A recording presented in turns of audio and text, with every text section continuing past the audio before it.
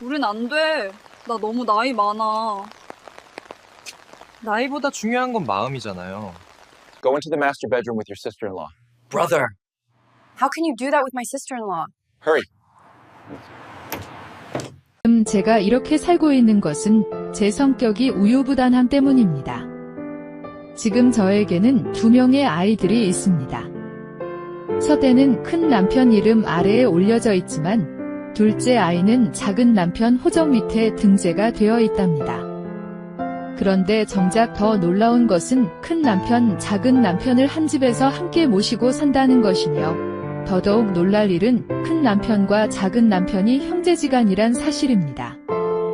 나의 사정을 아는 고향의 친구들은 복이 넝쿨채로 굴러와 행복한 삶을 산다고 하고 또 우리 이웃에서는 이런 사연도 모르고 저에게 병신인 남편을 배신하지 않고 살아가는 열부라고 칭찬이 자자한 것이 마음에 걸립니다. 물론 눈치 빠른 이웃의 제 또래 아주머니 하나만은 대충 짐작을 하고 있는 것 같지만 말입니다. 큰 남편과 저는 한때는 도회지에서 아주 행복하게 살았답니다. 그러나 호사다마라고 할까? 그 행복은 순식간에 물거품이 되고 말았습니다. 큰 남편 아니, 당시엔 그냥 남편이었죠. 남편이 자가용을 타고 출근을 하다가 그만 중앙선을 침범을 한 음주운전자 때문에 사고가 났고 그 때문에 두 다리를 절단을 하고 또 오른쪽 손목을 절단을 하여야 하는 불행이 우리에게 닥쳤습니다. 정말이지 앞이 캄캄하였습니다. 어린 아들을 데리고 그런 불구의 남편과 살아야 한다는 것은 저로서는 감당하기 어려운 일이었으니 말입니다. 그런데 남편에게는 동생 한 명이 있었습니다. 시골에서 시부모님들이 농사를 지으며 2명의 아들을 모두 대학에 보내기 벅찼던지 시부모님들은 큰 아들인 제 남편은 대학에 보냈고 작은 아들인 시동생은 고등학교만 보냈다는데 시동생은 시골 살림이 더 좋다고 하면서 남편이 직장을 구해준다고 하여도 싫다고 하면서 시골에서 시부모님이 짓던 농토를 그대로 물려받아 농사만 지었습니다. 그래서 항상 남편은 시동생에게 죄를 지은 기분으로 살았습니다. 그런데 요즘 젊은 여자들 시골로 어디 시집가서 살기를 원합니까? 나이가 40살에 가까운 시동생은 그동안 저나 남편이 하다못해 남들처럼 외국인 신부라도 사서 결혼을 하라고 하였죠. 하지만 시동생은 장가를 안 들었으면 안 들지. 돈을 주고 외국 여성을 사서 결혼은 절대 안 한다고 고집을 피웠습니다. 두 다리가 절단이 되고 한쪽 팔도 절단을 한 남편은 저에게 시골로 내려가자고 하였습니다. 물론 그동안 남편이 좌절을 하고 죽으려고 할 정도로 시리에 빠진 적이 몇 번이나 있었습니다. 나중에 안 일이지만 시동생이 자주 병원으로 문병을 와서 좌절과 시리에 빠진 형님인 저의 남편에게 시골에서 요양을 하며 보험금 받은 것이면 편안하게 살 수가 있다며 부추겼고 형제간의 우애가 좋았던 남편은 시동생의 그런 마음을 고맙게 생각을 하고 저에게 그렇게 하자고 하였고 평소에 남편이 시동생에게 죄스러워하던 마음을 잘 알았던 저는 시동생 밥이나 지어주며 남편의 뒷바라지를 하기로 결심을 하고 선뜻 응하였습니다. 남편이 다니던 직장에서는 퇴직금과 함께 위로금을 보내주었습니다. 7개월간의 병원 생활을 하면서 저는 남편이 원하던 귀농 준비를 철저히 준비하였습니다. 친정 부모님들은 차라리 이혼을 하고 다시 시집을 가라고 하였으나 인간의 탈을 쓰고 불구가 된 남편을 저버리고 또 하나뿐인 아들을 불구의 남편에게 맡기고 저 하나의 아니만을 위한 짓은 차마 할 수가 없었습니다.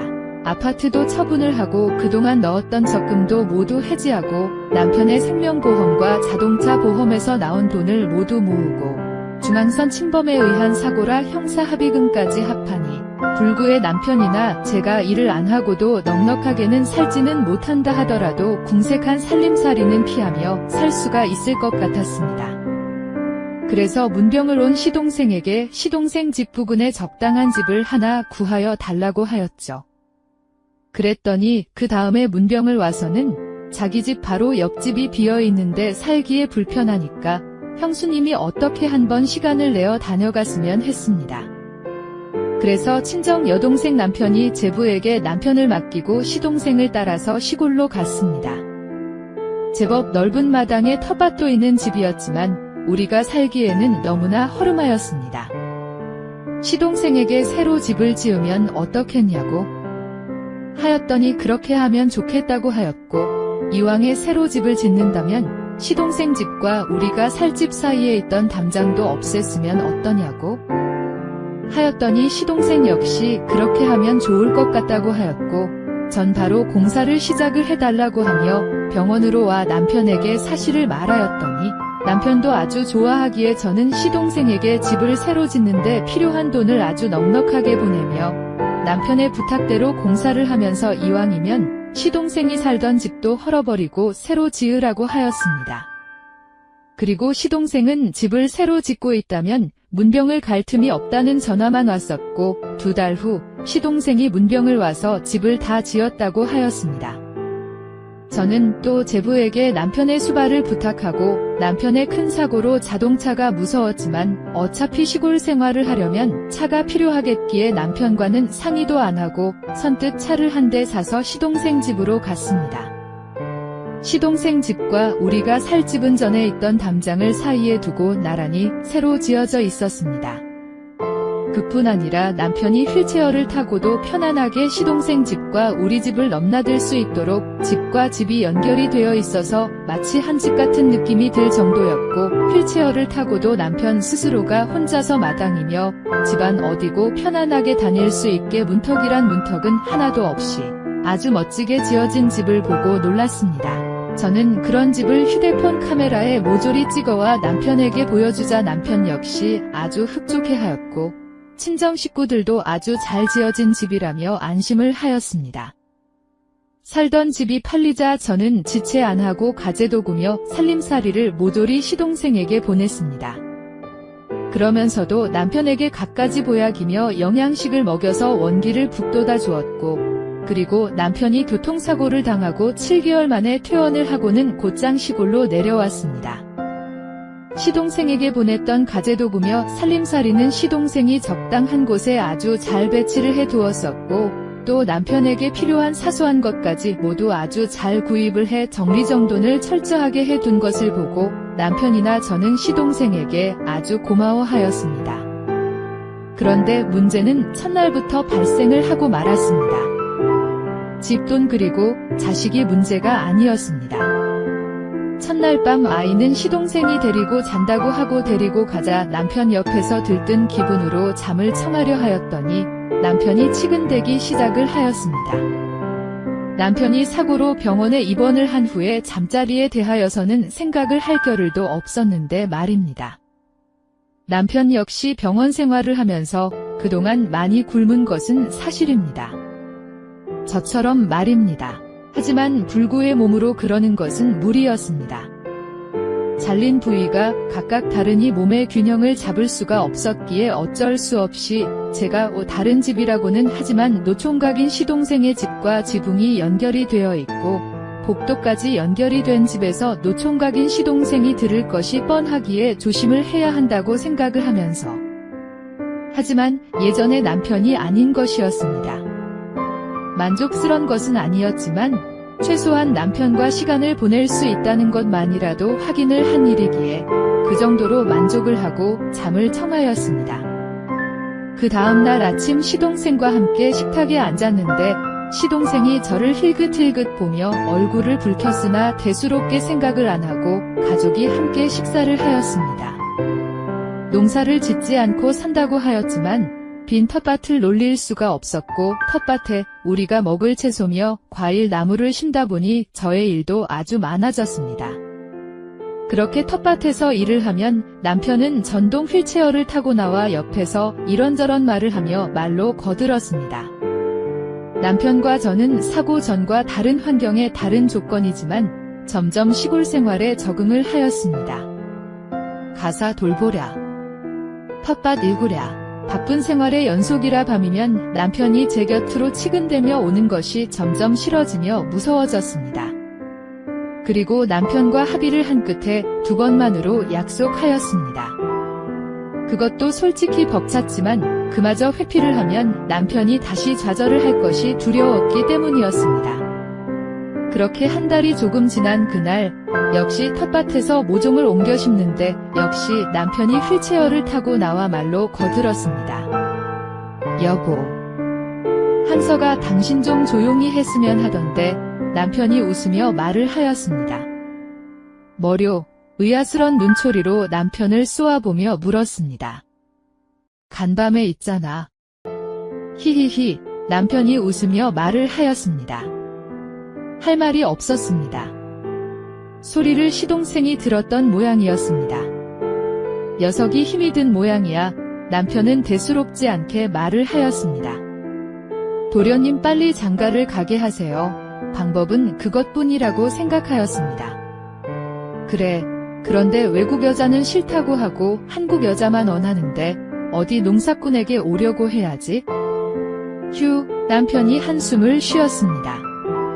그 말엔 저도 할 말이 없었습니다. 그리고 다시 몇 달이 흘렀습니다. 하지만 그동안 남편과 하기 싫은 시간을 보내면서도 남편에게 좌절과 시리를 안 주려고 갖은 연기를 했어야 하였습니다. 여보, 이런 말 하면 당신이 어떻게 생각을 할진 모르지만 남편이 입을 열었습니다. 뭔데 그래요? 의아스러운 눈초리로 묻자 항서 말이야 하고 다시 말을 흐렸습니다. 도련님이 왜요? 하고 묻자 당신이 좋은 모양이야. 남편은 제 눈치를 살피며 입을 열었습니다. 형수니까 싫지는 않겠죠? 안 그래요. 대수롭지 않게 대답을 하자 그게 아니고 당신을 여자로 보는 것 같아. 남편이 말을 흐렸습니다. 실없기는 퉁명스럽게 말을 하면서 눈을 흘겼습니다.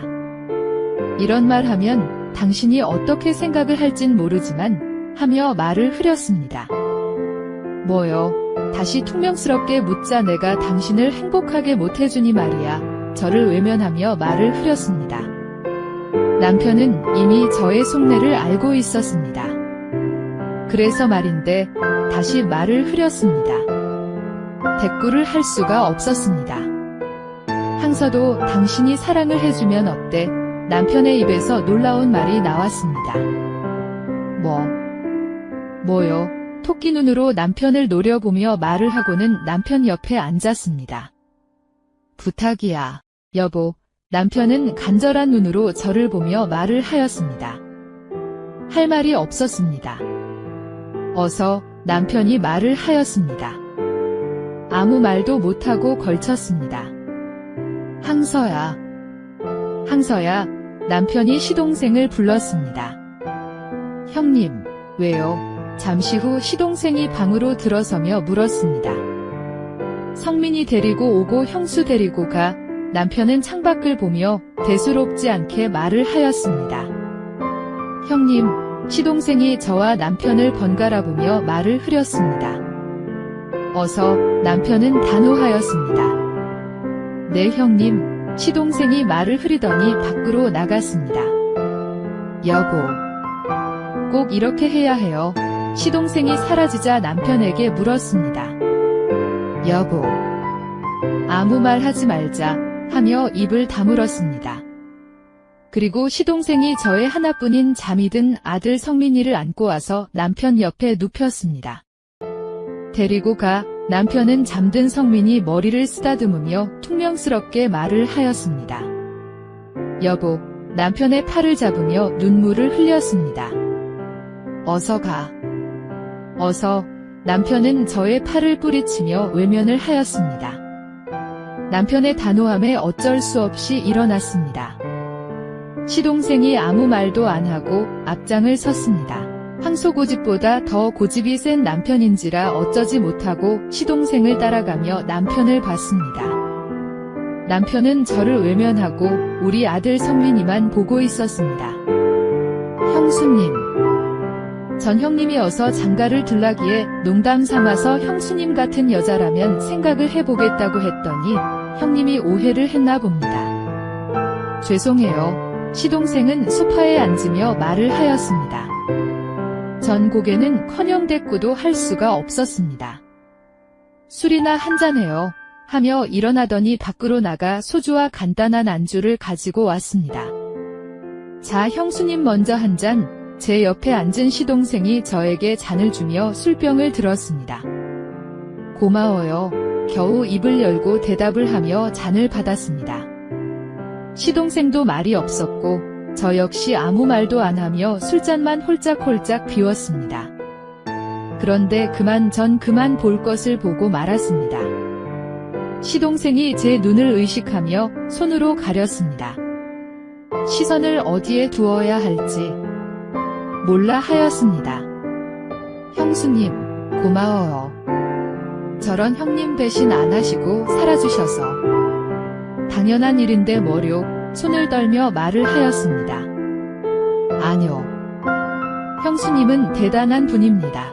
정말로 시동생의 손도 떨고 있는 것이 분명하였습니다. 그리고 누가 먼저라고 할 것도 없이 시동생은 총각이라 그런지 힘도 아주 좋았습니다. 전 나도 모르게 시동생을 여보라고 불렀습니다. 100% 임신이 될 것이 분명하였습니다. 앞이 캄캄하였습니다.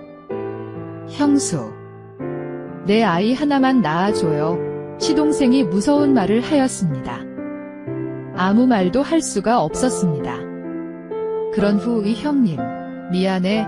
시동생이 겸연쩍은 표정으로 일어나 앉으며 말을 하자자니야. 앞으로 내 목까지 말이야. 남편은 환하게 웃으며 말을 하고 밖으로 나갔습니다. 시동생이 사라지자 다시 전동 휠체어를 탄 남편이 와서 웃으며 아무렇지도 않다는 듯이 말을 하였습니다. 고개를 들 수가 없었습니다. 여보, 당신 지금 기간이지?